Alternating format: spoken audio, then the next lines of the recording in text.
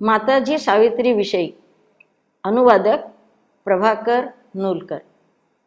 प्रतीक प्रभात. पर्व 1 अध्याय 1. देवता जागृत होण्यापूर्वीची ती घटिका होती. सावित्री. पर्व 1 अध्याय 1. प्राचीन परंपरेतून विश्वनिर्मितीच्या संदर्भात असे वर्णन केले जाते. विश्वनिर्मितीचे कार्य पार पाडण्यासाठी परमात्म्याने विश्वमातेच्या हाती पहिल्या 4 सर्जनशील शक्ती प्रतिमा सोपविल्या. आपल्या सर्वोच्च शक्तीबाबत सजग झाल्यासरशी त्या प्रतिमांनी मूळ स्रोताशी असलेला आपला संबंध तोडला आणि त्या स्वतंत्र बनल्या आणि मग मूळ स्रोतापासून पृथक झाल्यामुळे त्यांचा गहन अंधारात प्रवेश झाला. पहिली प्रतिमा होती चेतनेची, प्रकाशयुक्त चेतनेची. मूळ स्रोताशी संबंध तुटल्यामुळे ती खोल खोल गर्तेत अचेतनीयतेपर्यंत स्थिरावली. दुसरी प्रतिमा होती आनंद आणि तिचे पर्यवसान दुःख भोगात झाले. तिसऱ्या सत्य प्रतिमेचे असत्यात रूपांतर झाले. चौथी प्राणशक्तीची प्रतिमा मृत्यूत परिवर्तित झाली. प्राणशक्तीशी संपर्क आल्यावर 4 प्रतिमांची ही सारी अवस्था झाली. हे सर्व पाहिल्यावर आधीच्या चुका दुरुस्त करण्यासाठी दुसऱ्या सर्जनशील शक्तीची प्रतिमांची निर्मिती आवश्यक ठरली. या दुसऱ्या प्रतिमा होत्या देवतांच्या. देवता उत्पन्न होण्यापूर्वीच्या विश्वाच्या अवस्थेचे वर्णन सावित्री महाकाव्याच्या पहिल्या पंक्तीत केले आहे. 27 जानेवारी 1962 रोजीच्या संवादामधून माताजी म्हणतात, पण मला द ट्रॅडिशन वाचल्याचेही आठवते. श्री अरविंदांची भेट होण्यापूर्वीची ही गोष्ट आहे. हे पुस्तक एखाद्या कादंबरीसारखे आहे. उत्पत्ती संबंधीची अद्भुतमय कथा त्यात वर्णिली आहे. थिऑन, त्याला ट्रॅडिशन हे नाव त्याने दिले. त्यावेळी मला प्रथमच विश्वमातेच्या पहिल्या 4 प्रतिमांची ओळख झाली. त्यावेळी सर्वोच्च परमेश्वराने विश्वमातेच्या हाती आपल्या सर्जनशील शक्ती सोपविल्या. प्राचीन भारतीय परंपरेप्रमाणे हा प्रकार होता, पण एखाद्या शिष्यशाळेतील गोष्टीप्रमाणे त्या सांगितल्या होत्या. त्या कुणालाही समजण्यासारख्या होत्या. एखाद्या चित्रपटाप्रमाणे ती प्रतिमा होती, अगदी ठळक आणि स्पष्ट. तेव्हा तिने सच्चिदानंदातून उद्भवलेल्या आपल्या पहिल्या 4 प्रतिमा बनवल्या. पहिली होती चेतना आणि प्रकाश, दुसरी होती आनंद आणि प्रेम, तिसरी होती प्राण आणि चौथी होती सत्य. नंतर कथा अशी घडली की आपल्या अमर्याद शक्तीची जाणीव झाल्यानंतर विश्वमातेशी व तिच्यामार्फत सर्वोच्च परमेश्वराशी असलेले आपले नाते टिकवून धरण्याऐवजी योग्य तऱ्हेने कोणती कृती करावयाची याबाबत त्यांच्याकडून मार्गदर्शन घेण्याऐवजी स्वतःच्या शक्तीबाबत सजग असलेल्या या प्रतिमांनी मनमानी पद्धतीने स्वतंत्रपणे निर्णय घेतले. त्यांच्याजवळ शक्ती होती व तिचा त्यांनी उपयोग केला. स्वतःच्या दिव्य मूलस्थानांचा त्यांना पूर्ण विसर पडला आणि या प्रारंभिक विस्मरणात चेतना बनली, अचेतना प्रकाश बनला, अंधकार आनंदाचे वेदनेत रूपांतर झाले, प्रेमाला द्वेषाचे रूप आले, प्राण मृत्यूत परिवर्तित झाला. ह्या सत्याने असत्याचा मुखवटा धारण केला. या सर्व धांदलीत तडकाफडकी जडभौतिक साकार झाले. थिऑनच्या म्हणण्याप्रमाणे आपण पाहत असलेले जग ही त्याचीच फलश्रुती आहे आणि तेथेच सर्वोच्च चेतनेचे पहिले प्रगटीकरण होते. ही गोष्ट समजायला तशी अगदी सोपी आणि उद्बोधन करणारीही आहे. पण एकदा का तुम्हाला अनुभव आला की ही गोष्ट तुम्हाला छान समजू शकते. मला ती समजली आणि सर्व गोष्टींचा छान उलगडा झाला. मग अंधकारातून भरलेल्या या जगातून जडभौतिकाची निर्मिती झाली. आपल्या पहिल्या 4 प्रतिमांना असे विपरीत फळ आलेले पाहून विश्वमाता परमात्म्याकडे जाऊन विनवणी करते की इतक्या दारुण अवस्थेत पोहोचलेल्या या जगाला आपण वाचविले पाहिजे. जगाला अशाच अवस्थेला सोडून कसे चालेल, खरं ना? तेव्हा त्याला वाचवले पाहिजे आणि त्याची दिव्य चेतना त्याला परत मिळवून दिली पाहिजे. मग काय करावे लागेल? त्यावर परमात्मा सुचवतो की आता तुझी विशुद्ध प्रेमाची नवी प्रतिमा तयार कर आणि थेट जडभौतिकात प्रविष्ट कर. याचा अर्थ आहे पृथ्वीच्या अंतरंगात बुडी घेणे. कारण आता पृथ्वी हेच या सर्व नाट्यप्रसंगाचे प्रतीक व प्रतिनिधित्व करते. जडभौतिकात बुडी मार. आणि जेव्हा सावित्री जडभौतिकात बुडी मारते तोच भौतिकातील दिव्यतेचा आदिकालीन स्त्रोत आणि तेथपासूनच सावित्री हे सारे छान वर्णन केले आहे. जडभौतिकाच्या अंतरंगात चेतनेचा उदय होत जातो आणि सावित्रीने जडभौतिकात बुडी मारल्याबरोबरच सच्चिदानंद व पृथ्वी यांच्यातील संपर्क साधणाऱ्या प्रदेशातच प्रतिमांच्या दुसऱ्या मालिकेची देवादिकांची प्रतिष्ठापना झाली. देवांनी अधिक काही गडबड गोंधळ करू नये म्हणून त्यांना आधीच परिपूर्ण करण्याची खूप काळजी घेतली गेली. पण त्यांच्यात खूपच परिपूर्णता आली. देव कधीच चुका करीत नाहीत. त्यांना जसे सांगितले जाते तसे ते करतात. थोडक्यात त्यांच्यात स्वतःहून कार्य करण्याची शक्ती, अभिक्रमशीलता नसते.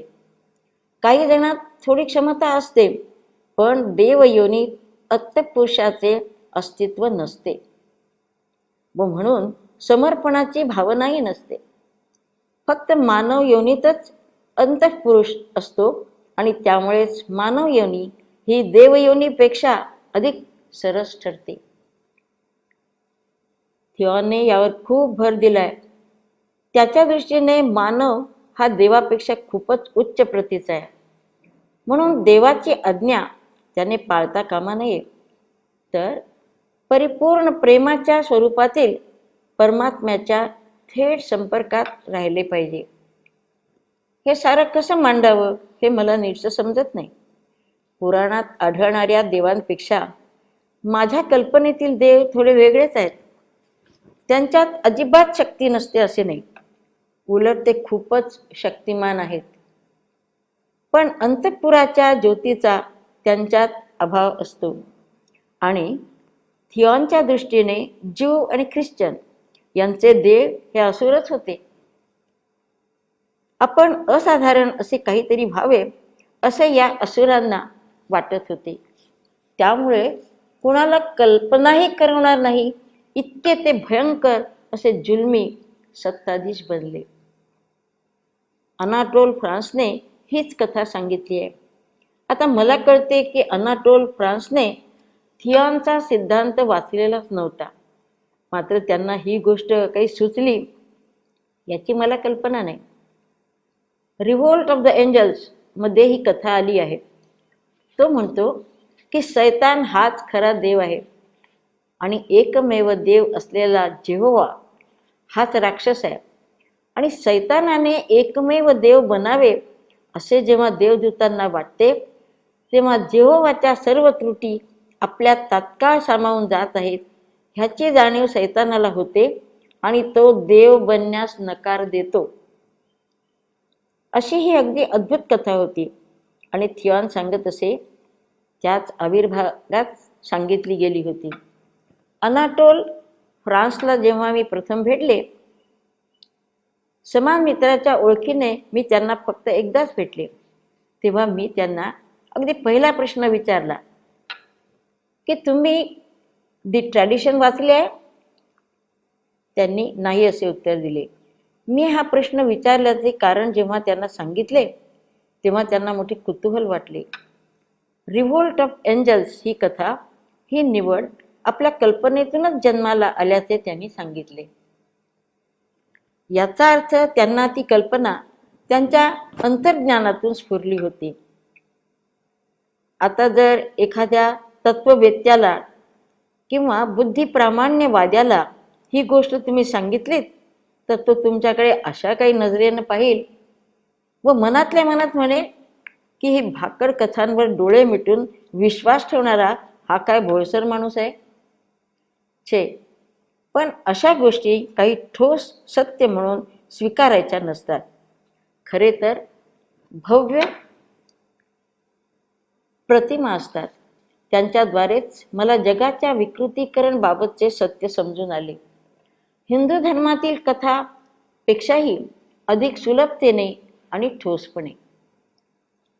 बौद्ध धर्माने आणि त्यांच्या पठडीतील इतर विचारधारांनी याच्या स्पष्टीकरणार्थ एक सोपा मार्ग निवडला. त्यांच्या मते परमात्म्याच्या आपले अस्तित्व टिकवण्याच्या तृष्णेमुळेच हा सारा दुःखाचा पसारा निर्माण झाला. जर परमात्म्याला तशी इच्छाच निर्माण झाली नसती तर हे जगच निर्माण झालं नसतं. किती पोरकट विचार आहे हा. एखाद्या प्रश्नाकडे पाहण्याचा हा नमुनेदार मानवी दृष्टिकोन म्हटला पाहिजे. या प्रश्नाकडे अस्तित्वाच्या आनंदाच्या दृष्टिकोनातून पाहणे हे गुणात्मकदृष्ट्या खूपच अधिक सरस ठरले हे खरे. तरीही या पद्धतीने हे सारे घडले तरी कसे हा प्रश्न उरतोच. सामान्यतः या प्रश्नाचे असे उत्तर मिळते की सर्वच गोष्टी शक्य होत्या आणि ही एक त्यापैकी शक्यता होती. पण हे स्पष्टीकरणही फारसे समाधानकारक वाटत नाही.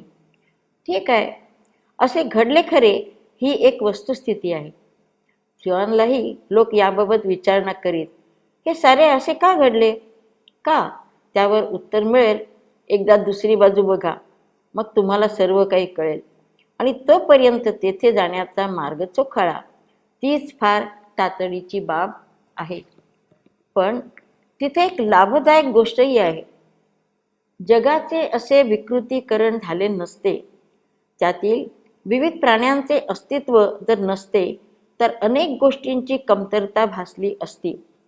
या प्राण्यात निसर्गतःच काही असाधारण गोष्टी अंतर्निहित आहेत. निर्मितीच्या अगदी पहिल्या भरात त्या अस्तित्वात आल्या. त्यांचे असाधारणत्व समजण्यासारखे आहे. मोठ्या प्रमाणात ते सर्वोच्च असण्याची भावना होती. फक्त एवढेच की ते पुरेसे नव्हते. त्याचे साधे कारण असे की ते अधिक 4 भागात विभाजित झाले होते आणि केवळ एक विभाजन देखील साऱ्या गोष्टीची वाट लावण्यास पुरेसे असते. हे सारे सहज समजू शकते. हे मुळात काहीतरी पाप आहे असं मुळीच नाही. हा केवळ चुकीच्या कार्यपद्धतीचा परिणाम आहे.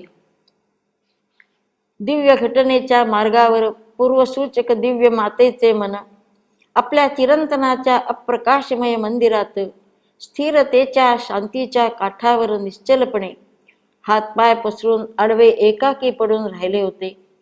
तिच्या दृष्टिशून्य चिंतनाच्या उदास प्रतिकेतून अशरीरी अनंताच्या अगाध गहनतेमध्ये एखाद्याला ते अपारदर्शक अभेद्य असेच जवळजवळ वाटले. अगाध शून्याने विश्वाला व्यापून टाकले. सावित्री पर्व 1 अध्याय 1. पहिली प्रतिके आणि दिव्य मूलाधार यांच्यातील ताटातुटीचा परिणाम म्हणून पहिल्या प्रतिकांची निर्मिती ही दुर्बोध, अंधकारमय व अचेतन बनली. श्री अरविंद येथे त्याचेच वर्णन करीत आहेत. ते म्हणतात, दिव्य घटना म्हणजेच विश्वनिर्मिती जी अनंत कालपर्यंत चालत राहणार आहे. त्यांच्या मते दिव्यतमापासून पूर्वसूचक दिव्यतमाच्या मनापासून निर्मितीला प्रारंभ झाला. ते अचल, दुर्बोध, अचेतन, निष्प्राण, अंध होते. या सर्व गोष्टी दुर्बोधता, अचेतनता, अचलता, निष्प्राणपणा, अवस्था, अशरीरी अनंतता आणि अगाध शून्यत्व जगाचे नास्तित्व दर्शविणाऱ्या आहेत. अमर्याद निजत्वाची खाली पतन पावलेली सत्ता आदि अंताच्या, प्रथमच्या आणि शेवटच्या काही नाही मध्ये जागृत झाली, ते जेथून आलेल्या अंधांधकार गर्भाशयाची आठवण करीत जन्माच्या न सुटणाऱ्या गूढतेपासून आणि जडतेच्या मंद अगतिक प्रक्रियेपासून माघारी वळली आणि पोकळ शून्यामध्ये असलेल्या त्यांच्या अंतिम परमस्तरापर्यंत पोहोचण्याची उत्कट अभिप्सा धरली. सावित्री पर्व 1 अध्याय 1. अगदी खच्चून भरलेल्या अचेतनतेमध्ये देखील आपल्या दिव्य मूलस्थानाबाबतची अल्पस्वल्प स्मृती विद्यमान होती आणि अस्तित्वात येण्याची उत्कट इच्छा जागृत होती. पण नास्तित्वाची कास धरण्याची अचेतनतेची सहज प्रवृत्ती अगदी प्रबळ होती. सचेतन जगताची निर्मिती होण्यापूर्वी अशी एकंदर परिस्थिती होती. आपण पाहिले आहे की आपल्या मूल दिव्य स्थानापासून प्रकाश व चेतना या प्रतिमांची ताटातूट झाल्यानंतर ते साहजिकच अचेतनतेच्या गर्तेत लोटले गेले. त्याचा परिणाम म्हणून हे जग निर्माण झाले. ते जग अचेतन नास्तित्वाचे, दुर्बोध नास्तित्वाचे होते. पण हे सर्व असले तरी दिव्यतेचे उत्पत्तीस्थान तेथे विद्यमान होते आणि सचेतन जग पुन्हा निर्माण करण्याची तीव्र अभिप्सा त्यामागे होती. चेतनेची पुसटशी अभिव्यक्ती नास्तित्वात जागृत करण्याच्या पहिल्या प्रयत्नाचा हा एक भाग होता. पण श्री अरविंद म्हणतात त्याप्रमाणे ते जेथून आलेल्या घनांधकार गर्भाशयाची आठवण करीत यामध्ये अचेतनतेकडे माघारी फिरण्याची प्रवृत्ती होती.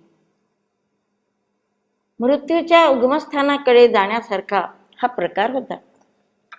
सकल वस्तुजाताच्या अंधकारमय प्रारंभामध्ये जसे एक मुक अलक्षण अज्ञान सदृश हे अज्ञान कृतीची सतत पुनरावृत्ती करीत दृष्टिशून्य संकल्पाला सतत लांबवीत जिची संचलित निर्माणक निद्रा सूर्यमालिकांना प्रसविते, प्रज्वलित करते आणि आपल्या नैतिक झपाट्यामध्ये आमची जीवने वाहून नेते, त्या अज्ञान शक्तीच्या विश्वात्मक गुंगीचा पाळणा तिने हलवला. दिव्य अवकाशाची प्रचंड व्यर्थ गुंगी आड पडली होती. मन प्राणरहित जडता आत्मशून्य पोकळीतील एक छाया गरागरा फिरत राहिली. विचाररहित स्वप्नरंजनामध्ये पुनश्च फेकली गेली. केवळ खाड्यांमध्ये सोडून दिलेली पृथ्वीही आपल्या चैतन्याला व आपल्या दैवगतीला विसरून चक्राकार गतीने भ्रमण करीत राहिली. सावित्री पर्व 1 अध्याय 1.